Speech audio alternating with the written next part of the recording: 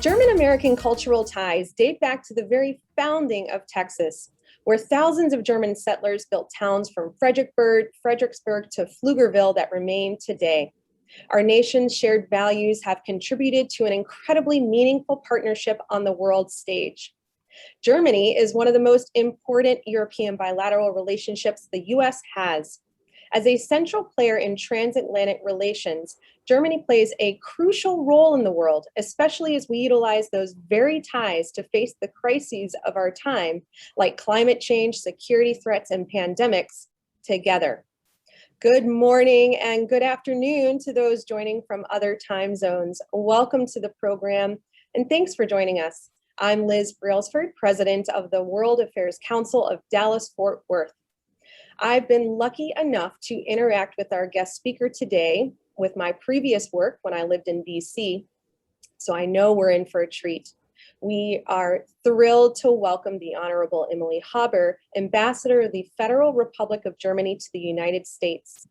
Veteran journalist Lee Cullum joins us to moderate this important discussion on the future of the transatlantic partnership. I'd like to take a moment to thank our wonderful program partners, the American Council on Germany, and their president and my friend, Stephen Sokol. I'd also like to recognize 2021 Wunderbar Together and thank the staff at the German Embassy for making this event possible. This program is part of the Ambassador's Meeting America series, one of the several virtual talks with stakeholders across the United States. How critical that these conversations are occurring, and we greatly appreciate that Ambassador Haber is dedicating her time to engage the American public on these issues. The Council will continue to offer top-tier virtual programming into the fall.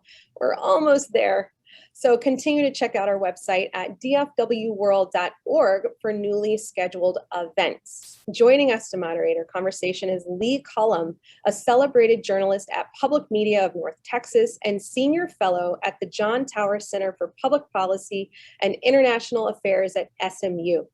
Lee is a regular commentator on PBS NewsHour and NPR's All Things Considered, an editorial writer for the Dallas Morning News, and former host of KERA's CEO program.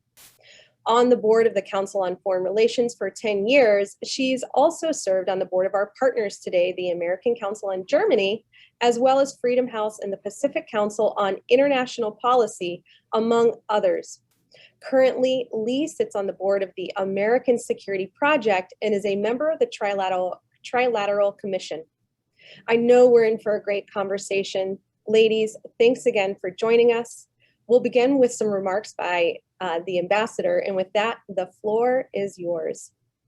Thank you so much, Liz, and it's certainly a pleasure to introduce Ambassador Emily Haber. She is a diplomat's diplomat, no doubt about that, the daughter of a diplomat. She grew up in many parts of the world, from Paris to New Delhi to Washington. Now back in Washington, we're happy to say, since 2018. She majored in history in Cologne at the university there, and ethnology as well. And she has certainly lived through, and I suspect influenced, a lot of history. I think she has a way of moving to the center of action, whether she intends to or not. She's there. In 1999, she was running the economics department at the embassy in Moscow when cowboy capitalism was hitting high tide. Quite a moment in Russia. She was in Turkey, where there is always action, whether we want it or not. And in 2015, when refugees were pouring into Germany from the war in Syria, they reached 100 before the year was over. She was running, guess what? The Department of Migration, Security, and Immigration, truly a tough department in the Interior Ministry in Berlin. So she is, and I think she did such a wonderful job with that very difficult portfolio that she was sent to another difficult station, the German embassy in Washington, where relations were somewhat strained, and she always puts everything to right. And I'm so glad that Liz reminded you of our German community here in Texas. We're very proud of Munster, is not so far from Dallas, and Fredericksburg has an excellent Oktoberfest. With this invitation to Oktoberfest, I'm very happy to turn to the Ambassador. We're eager to hear what you have to tell us. Thank you, Lee Cullum, for this introduction, and thank you to Liz Brailsford for the invitation. I'm looking forward to today's discussion. And let me jump right into the topic, and that is the German-American relationship, the transatlantic relationship. I believe you've seen that over the past weeks, a number of German politicians, parliamentarians, members of cabinet, and the Chancellor have traveled to DC. It was the first time since over 18 months that I had seen such a long string of politicians here in Washington. And actually, during my entire tenure, which is since June 2018, the Chancellor hadn't traveled to Washington to see to pay a visit to the White House. So it was after, if you will, a long hiatus. It doesn't mean that there was radio silence over the past 18 months or longer. There were endless Zoom meetings and telephone conferences and international virtual meetings, virtual most of them in any event. But I don't know whether you witnessed that. If you discuss or interact on Zoom, it's really usually you interact on a specific subject or a specific interest or a specific irritant. What you don't catch at Zoom is the context or the wider picture or the longer perspective. It is, if you will, very compartmentalized. And I'm saying that because somehow this tapped into the longer period of the past 4 years, 5 years. And as I know, I'm in Texas, and I know that Texans are straight shooters. The point I want to make is this. It tapped into a general approach of the previous administration, which tended to interact with in international policy, in international politics, in a way looking through the lens of specific interests or irritants or problems. It was also a very compartmentalized approach. It usually didn't look at the context, and the interests or irritants or problems were practically non-related. This was because equations were necessary, because in general, relationships were not something you'd invest into in order to use their potential for wider pictures or for wider interests. So this trend and this legacy of compartmentalization and of decontextualization, which I had seen over the past years, has been reinforced by the pandemic and by the technology that the pandemic enforced upon all of us. And I really only saw that in hindsight when the visits occurred, and when I realized that visits actually tell a story.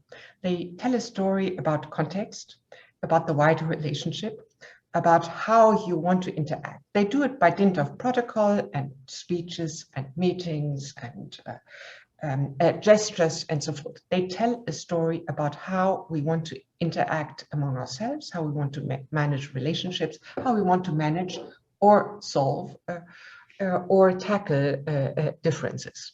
So that's where we are right now.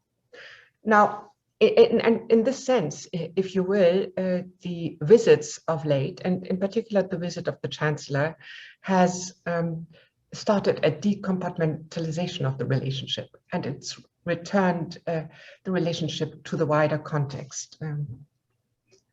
Among the results of the latest visit is the Washington Declaration. And I've been asked by people, including by journalists, but much of this Washington Declaration actually reiterates something that you would have said 5 years ago, or 10 years ago, or 15 years ago. That is the commitment to democratic values, to standing in for democratic values, to NATO, to EU, to an open world, and so forth. And that's true. It is part of the reassurance, and I'd say it comes after a couple of years when no one was quite certain how ironclad our commitment to alliances and to commitments in general was going to be. This was a question that was not only asked by some in Europe, but also by those who carefully read how fissures between ourselves and within the transatlantic relationship would evolve.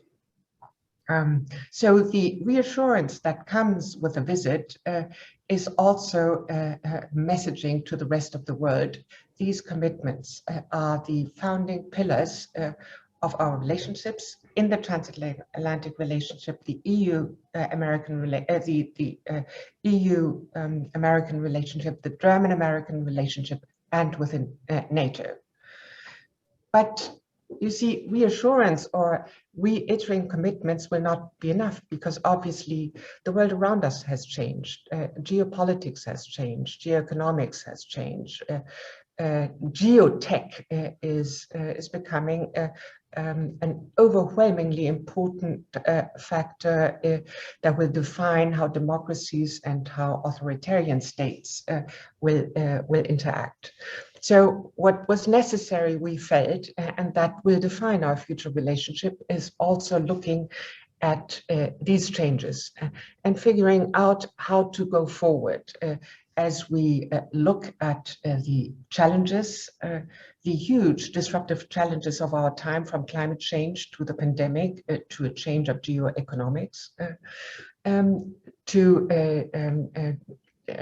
another huge disruptive phenomenon of our time, and that is the evolution of frontier technologies, which will alter and possibly undermine democratic societies. So we'll have to figure out how we defend or define the space in which these technologies evolve, the limits possibly, the standards that will reign in. And it is obvious to me that we'll have to do that together as democracies, because technologies can actually undermine what democracies want to defend. Privacy, data protection, individual rights, democratic rights, and we're there to defend it and actually define the space in which democracies can evolve. And we are up to interests of authoritarian states that pursue a direction which is mutually exclusive with what we want to achieve.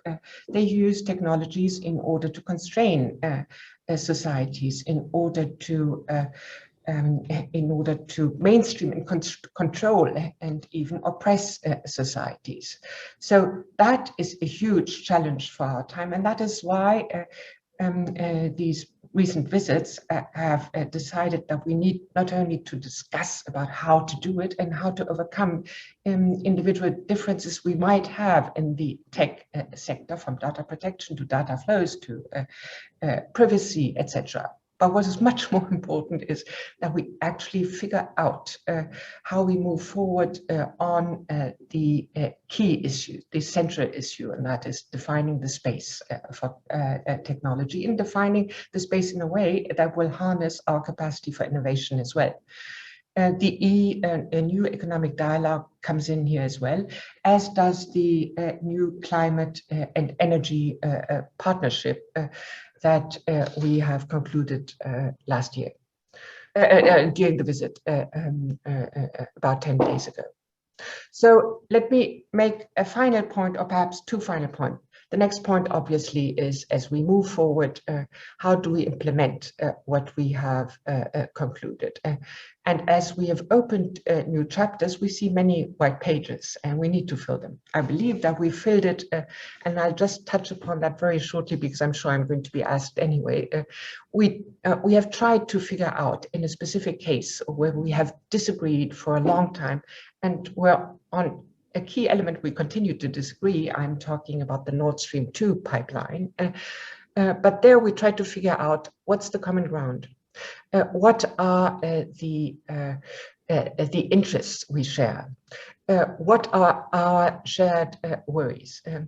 And as we agree that we don't want Russia to drive a wedge among us as transatlantic partners, we don't want Russia to use energy as a weapon. We want to present a coherent and strong front to Russia on that. And we want to make sure that conditions are in place, both in Ukraine and in Eastern Europe, that will make Ukraine and Eastern Europe less vulnerable, much more resilient, and that will give us tools into our toolboxes, enabling us to respond should Russia proceed and use energy as a weapon. And the toolbox includes not only national measures, but will also include sanctions, including economic sanctions, should push come to shove. So these are huge new commitments, and they're serious. They will not eclipse individual concerns on the pipeline, which is a transition model, because we all want to leave fossil fuels, and we want to move towards green energy. But for a transition period, we have a descent, and we manage to work around the descent and to alter conditions in a way that will provide resilience, that will close the door to a space that Russia has used over the past in order to instrumentalize and weaponize fissures among ourselves. And perhaps the last word, we're going to have elections in Germany in September. You will know that. I'm often being asked, what will that change? What will the change be in the transatlantic relationship? Will the next government represent continuity in the transatlantic, on our transatlantic move path forward? And my answer to that is yes. And I pick up on something that Liz Brailsford has said. She has pointed out the intense architecture of bilateral links between, she mentioned Texas and Germany. She mentioned the German heritage of many Texans. I could add the huge array of economic links with over 100 companies in Texas, providing for over 60,000 jobs. I might point to the world's best basketball player that we have exported to the United States, Dirk Nowitzki. I might point to the intense, close network of consular offices across Texas. My argument here is, whatever the politics of the moment, whatever irritants that may exist in moments and sometimes over a couple of years, it does not eclipse the institutional setup of links, of bonds, of formats, of relationships that persist, whatever the differences we may have on individual dossiers, like burden sharing, or as I mentioned, Nord Stream. It exists, and to some extent, it provides immunity in the moment, to the politics of the moment, where irritants may seem large and much more important than the rest. So I'll leave it at that, and I'll return to you, Cullum. Well, thank you so much, Ambassador. I have to say, I can see why you've been so successful. You have a great gift for coming up with language that says everything. Decontextualization, we've certainly been suffering from, a geotech world, and the need to define a space for technology. Of course, your nation and ours have had a really big triumph in the Pfizer-BioNTech vaccine. And there are those in the US, this is a little irritant to start with, amidst all the very good things you just talked about and with which I find myself nodding in agreement, but there are those who would like to see the intellectual property rights waived for the vaccine, and in order to get it more widely distributed more quickly throughout the world. And Germany has been leading the European Union in opposition to this idea. Why is that? What is your position? I don't quite agree, Lee, if I may. We're not against the TRIPS waiver in principle. And we are in agreement with you as far as the goal is concerned. And the goal is we need as many vaccines to get to people, especially in the developing world, where there is, we see a huge geopolitical divide and inequity in vaccine distribution right now. That's true. So the question we ask is, how can we achieve the objective, get vaccines to people? And how can we enhance production? We are ready, by the way, to go any path forward that will reach that goal. But the question we've asked is, will a TRIPS waiver do the trick? And we're not convinced it does.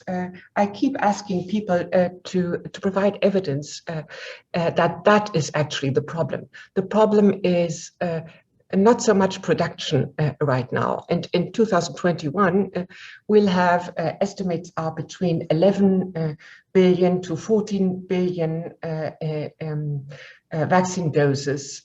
So that's not the problem. The problem will be how to get vaccines to the people.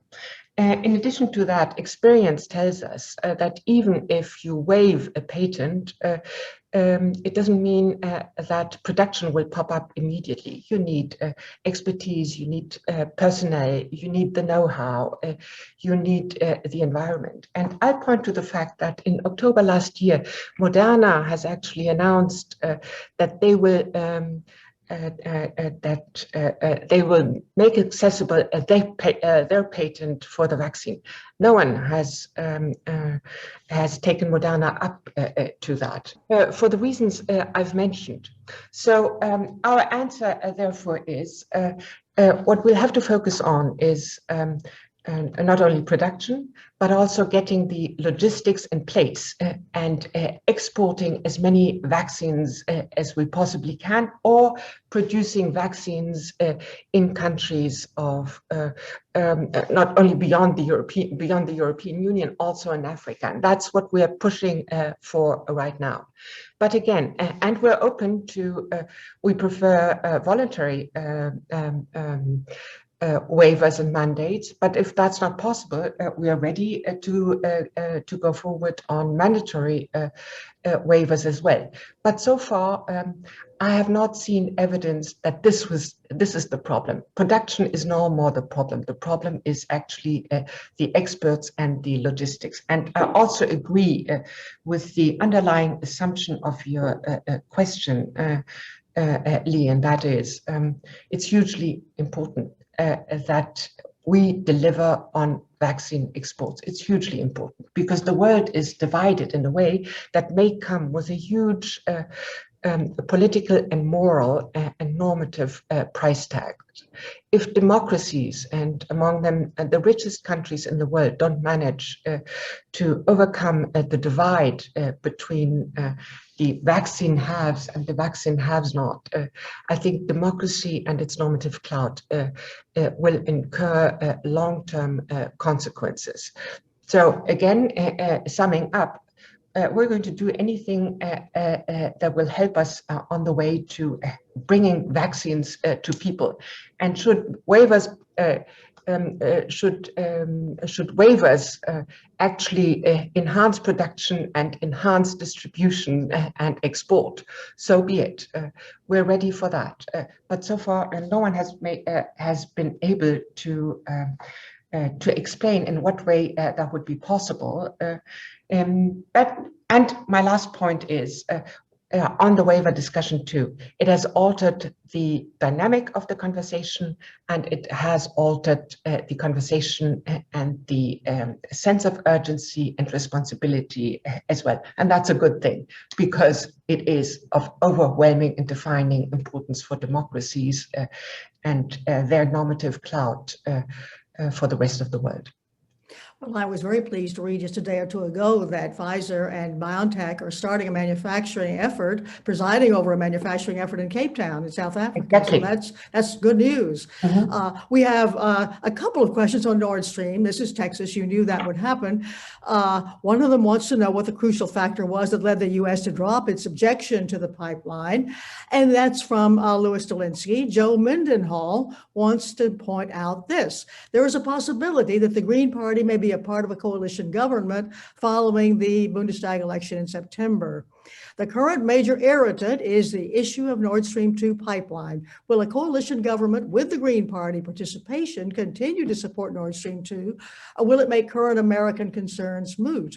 Of course, Nord Stream 2 is finished, isn't it? Very nearly so. To the first question, I would object. At no stage in our conversations with the American administrations has the American side dropped its concerns and its criticism of Nord Stream. We continue to hold different opinions there. The administration has always stated in no uncertain terms that it thought Nord Stream was a bad idea. The German government, on the other hand, would point out to the fact that this is a pipeline which is legal under German law and legal under European law. So these were the different vantage points that we came from. But as you have pointed out, Nord Stream is very nearly finished. It is highly questionable, and I'm just quoting the administration here, whether any sanctions would have been able to stop the pipeline. I don't think this would have been the case. So the question that was really before us is, will we continue to simply be on different sides of an issue that has been toxic in the past and that has played into the hands of the Russian government and others because they saw it as an opening space for exploiting fissures among ourselves and among our Europeans? Or will we try to figure out what the root causes of the concerns are and seek and define a way ahead to address the root causes and to ensure that on the long run, Ukraine's vulnerability due to the dependence on gas transit and gas transit fees will be reduced. Make sure that both Ukraine and Eastern European energy future, the Eastern European energy future will become more resilient, and figure out what we can do to do precisely that. And among that figures facilitation of the transit agreement, for negotiations of the transit agreement between Russia and Ukraine for 10 years, which will allow for space in order to develop, to make Ukraine an energy producer in its own right in the green and hydrogen sector, which we are committed to support by a huge green fund for which we foresee $1 billion US. And in a first step, Germany is going to pay into this fund 175 million US dollars. But we want others, especially of the private public sector to involve themselves as well. We're looking at a huge array of projects to support from renewables to decarbonization, to hydrogen supply lines, to just transition facilitation for the integration into the European energy electricity grid, and so forth. So I'm mentioning all of that because the essence of it is we have established a shared position We have isolated the disagreement, and we try to work around the disagreement and produce a way ahead that will address and tackle the root causes of the concerns. It will not eclipse or alter the criticism against the pipeline, which again, it's a transition phenomenon because we want to get out of fossil fuels, but it will make the difference manageable. So that was behind our thinking when we sought a way ahead.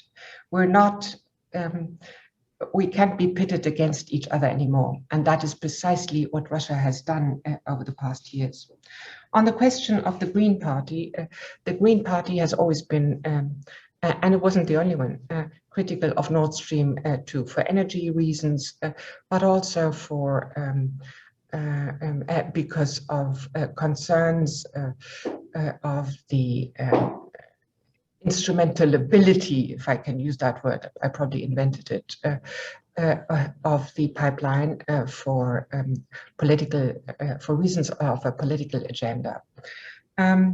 If you look at the Green Party program, you'll note that they're not saying they want to leave or drop or withdraw, which they couldn't. It's an economic project from the pipeline. They'd be confronted with the same liability issues as this government would, because it's a project legal under German law and legal under European law, and you cannot simply withdraw from it if all legal conditions have been met.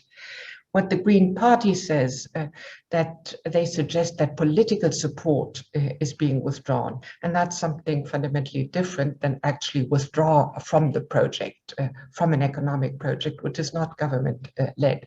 So my answer to you is, I don't know what the next government will be. I think the assumption is fair that one of the big parties in government right now will be in the next coalition as well.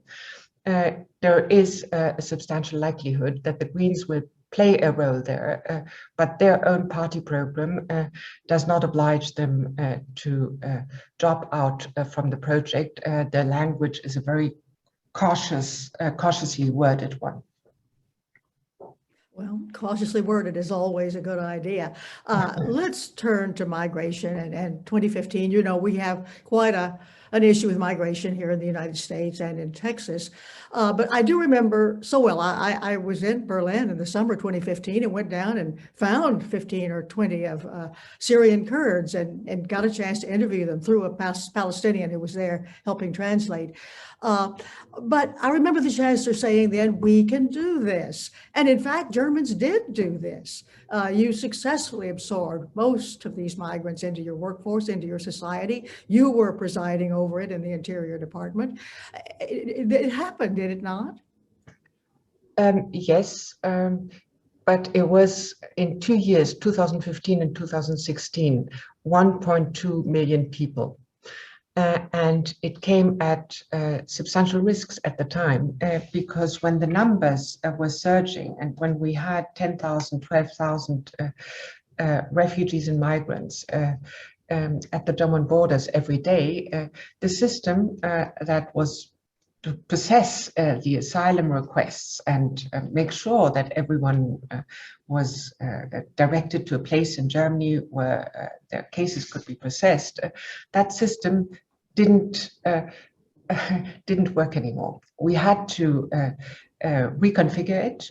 We had to alter legislation, and all at the same time when we had to make sure that everyone got housing, everyone was transferred to the places where their cases could be processed, that everyone, that security was guaranteed. These were also the years when we saw the first terrorist attacks in a long time. So it was huge and left a mark in the German conversation. The sense of control hadn't been secured at all times, whether rightly or whether that judgment is right or wrong, I'm not saying that, but this was a sense that was part of the conversation at the same time, the sense of loss of security, was also part of the conversation, and both contributed to the emergence of a right-wing party in Germany, not for the first time, but for the first time on the grounds of migration. Its earlier predecessor had been mostly motivated by the discussion that stemmed from the financial crisis nearly a decade before. So it was not an easy task. It came with a series of unintended consequences that the society has to deal with. And the observation also is in place that you cannot only judge the degree of integration by looking at the integration into the labor market or by the acquisition of language skills. While both are important yardsticks, the most important one is, I guess, whether people are ready to be part of a society that is open, that is tolerant, that requires acceptance of people who are different, that accept the legacy of German history for that matter, because it's a defining factor of who we want to be in future. So integration is a generational challenge, and it doesn't only affect those who come, it also affects, obviously, the welcoming societies, and both need to interact, and it will change both the welcoming society and the migrants as well. So it comes with difficulties that we should not ignore. Well, you're right. I would like to say on behalf of Texas, we have worked hard for many years to be a welcoming society here in this state, and I think we have been, given all the problems notwithstanding. Here's a question from John Kornblum. Can you describe the concept of digital sovereignty for us and tell us why so many Germans seem to believe they have a better partner in China than in the US? We'll take that. Well, John is a very good friend of mine. I figured that. And I know that he will not be surprised if I contradict him. First of all, China is not a better partner. I don't think anyone with his in his right mind or her right mind would say that. Also, refute the argument that a country like Germany would be hedging. China is an authoritarian state which uses technology in order to constrain and survey and oppress its own society. And what we're trying to do, for us, technology will be a way ahead in order to protect the democratic rights and individual rights of our society. Now, as I said before, John, I believe basically we are completely in agreement on how we want, what we want to preserve as technology and our digital societies move forward. We want to protect individual rights, we want to protect privacy, data protection, but we also want to become innovative, because whether Europeans will continue to play a role in 20 or 30 years will probably depend on their capacity for innovation in the technological arena as well. So I think it's fair to say that we don't only want to be dependent, not even on our closest partner, the United States. We need capacity for innovation ourselves too. But we need, while we want to do that, we want to secure the realm of technology, or not secure, that's it. We want to define the space for technology, and we want to define the limits that will be necessary in order to protect democracies, and we want to define the space. So while doing both of it, I don't think Americans are right in saying, if you want to move forward, and that's what digital sovereignty stands forward, we want to be a digital player. We want to be more innovative. We want to be more protective of our rights. But that should be seen here as something that is an added value and an asset to the United States as well. Because after all, in the geopolitical world of today, our respective strengths are an add-on to the strength of our partners. And if we join forces, we will be the ones who define the confines and the limits and the standards. And we want to do it in a way that will put pressure on authoritarian states, because they're the elephant in the room, with something completely different.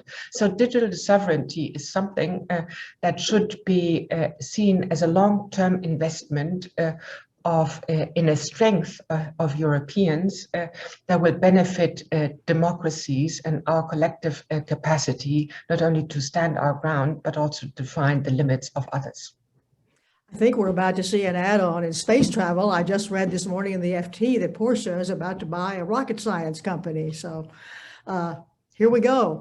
Here are a couple of questions pertaining to defense. One from Anthony McClure. Having spent most of my adult life involved with NATO and Germany and 3 postings there, including the U.S. Embassy, where do you see the military alliance between our 2 countries and also within NATO going? And let's add this from Bruce Frank. 2 substantial irritants that have existed for years between the U.S. and Germany are, number 1, spending 4% of GDP on national defense instead of the current 1.5. No, I think it's 2% that the agreement was, but anyway, maybe I'm wrong. And 2, extremely large imbalanced trade in favor of Germany never get addressed. There, I think it's manufactured goods where perhaps you export more to us than we do to you, but services are pretty much even, I think. But anyway, you know better than I.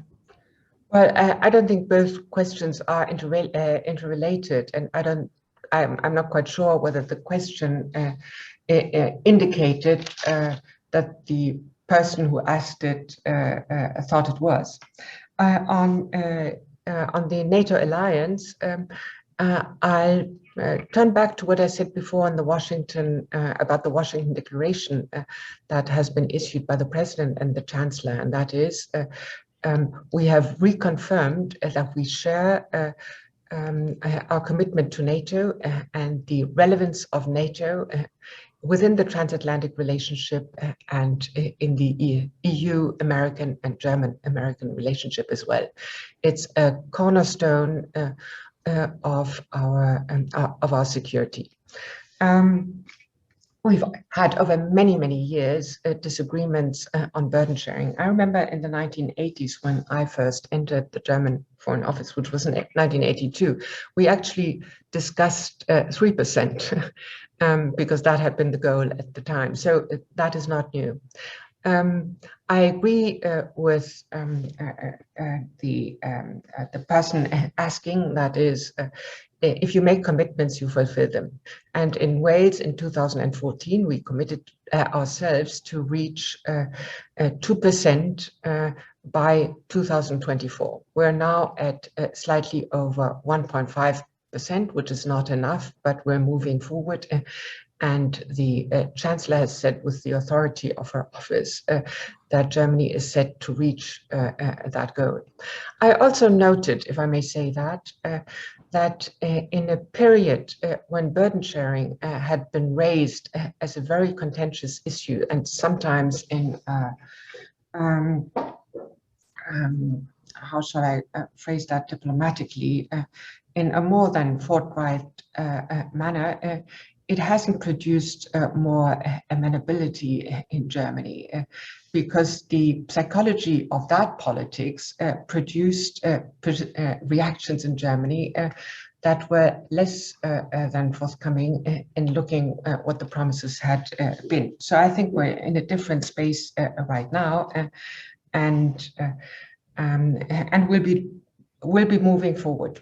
We need that, not because of America saying it, and not because of the largest partner in NATO saying it, but because of the geopolitical environment that requires us to do it and to acknowledge the risks, should we not, and acknowledge the threats, which are the reasons why we need to move forward on that.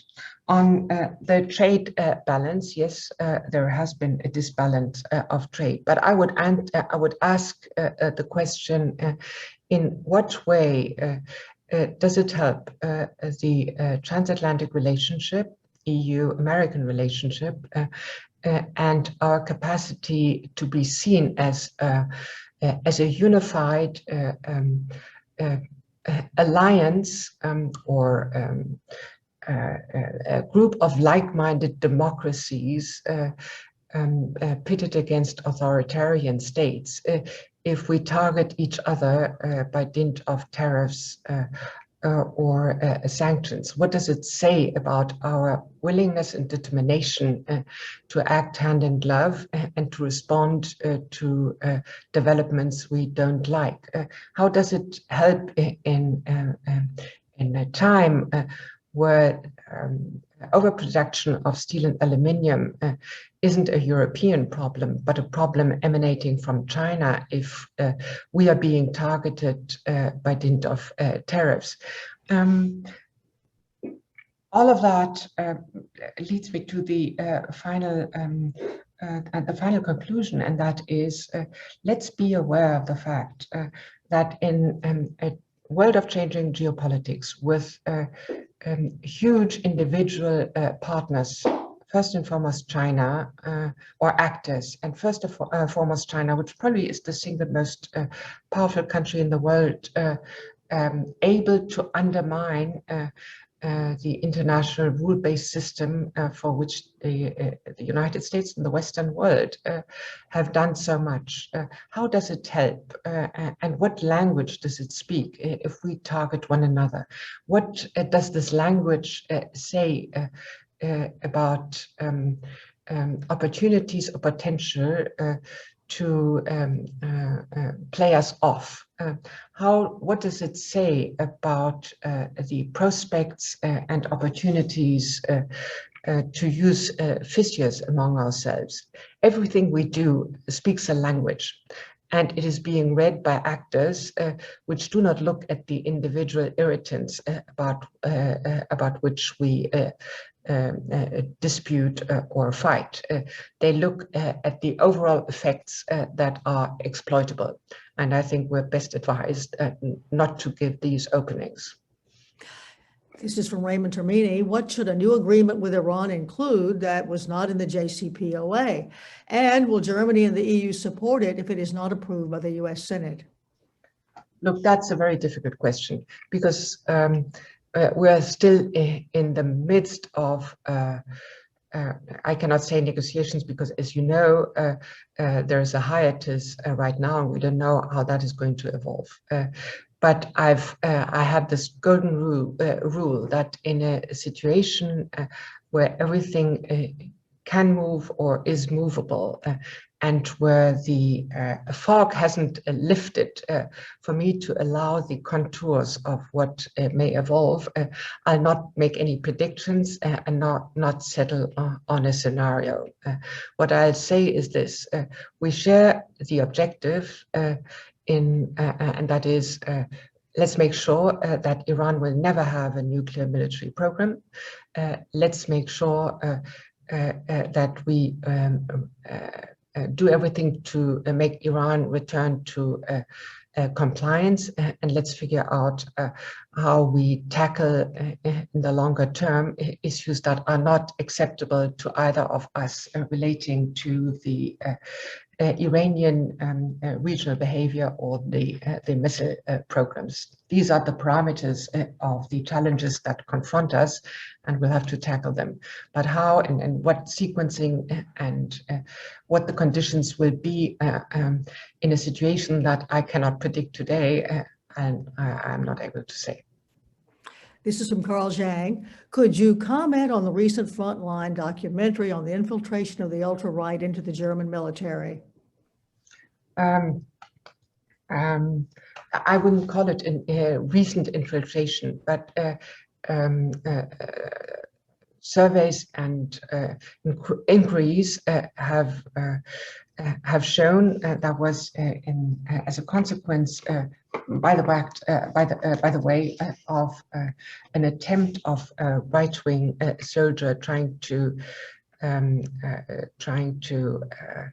used the German asylum system and present himself as a Syrian refugee, that triggered a series of inquiries that made the Defense Department, the Defense Ministry in Germany, look into specific cases and cases of right-wing ideologies in the armed service. There have been individual cases, but there's no such thing as a massive infiltration. There have been individual cases, and the Defense Ministry has taken them straight on. And we have we've had a question for quite a while that I have waited to get to. Tarek Lucien Rajev wants to know more about Chancellor Merkel, maybe even an interesting story about her and you. That can be told. Exactly. I don't think she'd appreciate. I have heard as a rule that she does not appreciate personal stories to be told about her or people she may have met in her life. So there again, the best stories are the untold stories, and the best way ahead is not to tell personal or share personal stories. Well, of course, a lot of German journalists are writing about her now, the last weeks of her tenure as Chancellor.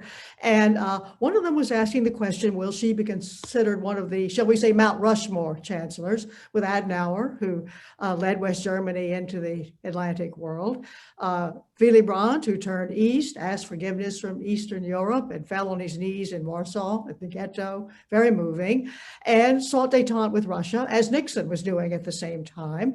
And of course, Helmut Kohl, who presided over a unification and gave up the Deutschmark to join the euro and really anchor the reunited Germany in Europe.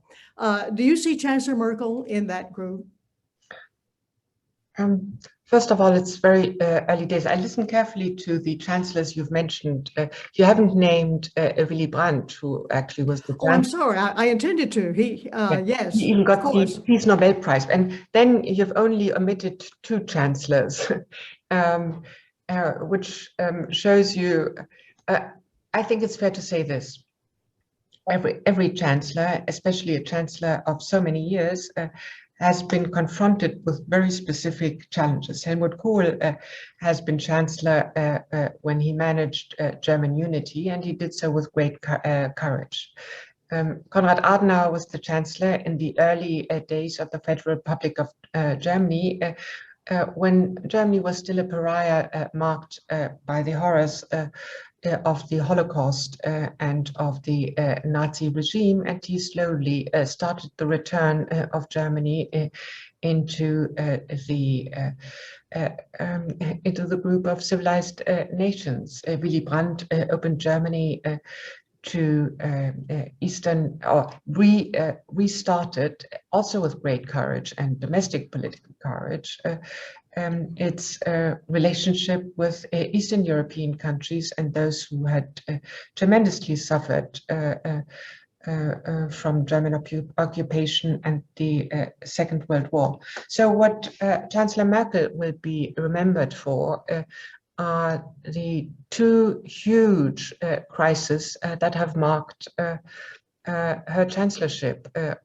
For one, the management of the financial crisis, which was interrelated with a massive change, a nearly existential change in the way Europeans interacted on the specific case. It came with great risks, and she managed that trajectory. She also managed the migration crisis, which had seen higher numbers of migration in Europe than ever before in living memory, at least since the Second World War. And she did it in a way that did not, of course, the European countries were very much divided on that. But the way she managed that did not add to divisions, but tried to bridge divisions of thinking, which basically came from a different historical experience.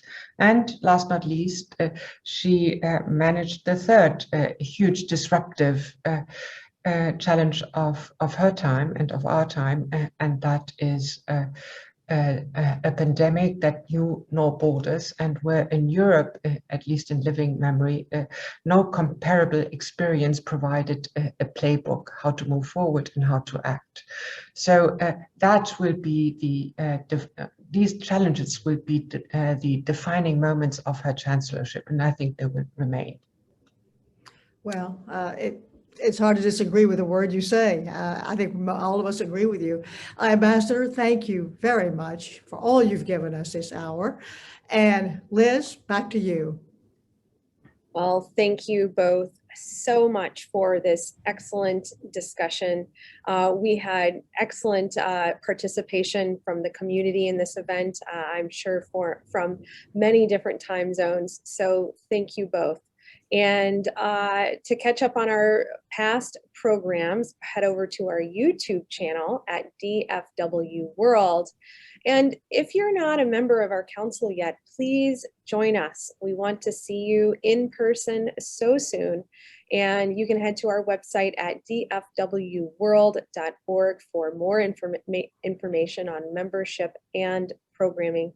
Ladies, thank you again for that insightful and critical conversation on the future of our transatlantic relationship. Have a great day, everyone.